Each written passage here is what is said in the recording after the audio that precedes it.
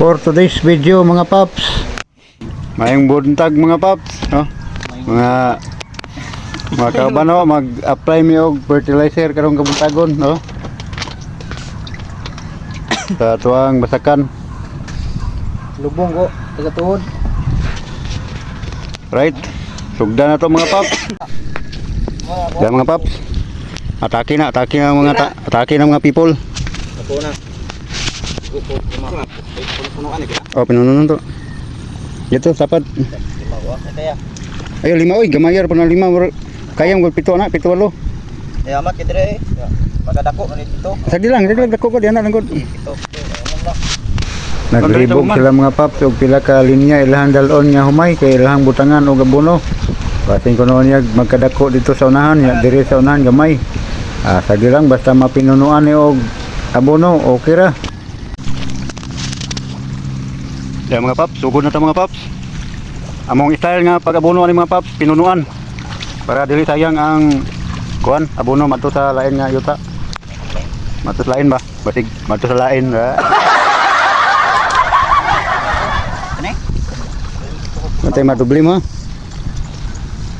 Ako isa. To walo. Yan.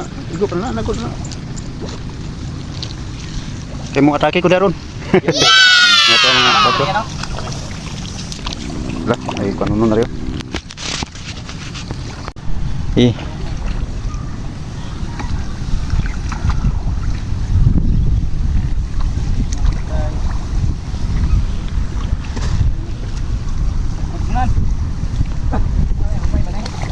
Ano ito ang style sa itong pagkabuno, ito ang umay mga pap.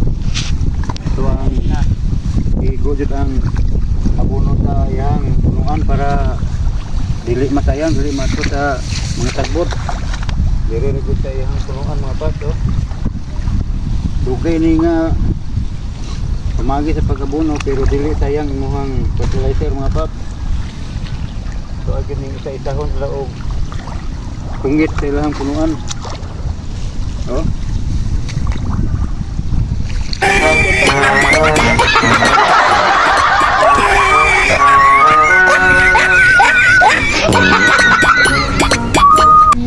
Mana may og abono mga paps, wala na sulod ang mga balde.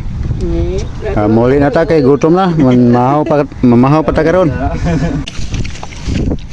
Ang mga paps kibiyaan na ta sa itong mga kauban mga paps. Lain man yung mga tawhana ni mamiya magbuhi. Ini sila insirit na. Init na kayo mga paps. Gutom na. Kami pamahaw. Please follow my page mga paps. Ug salamat sa inyong pagsuporta. Thank you very much.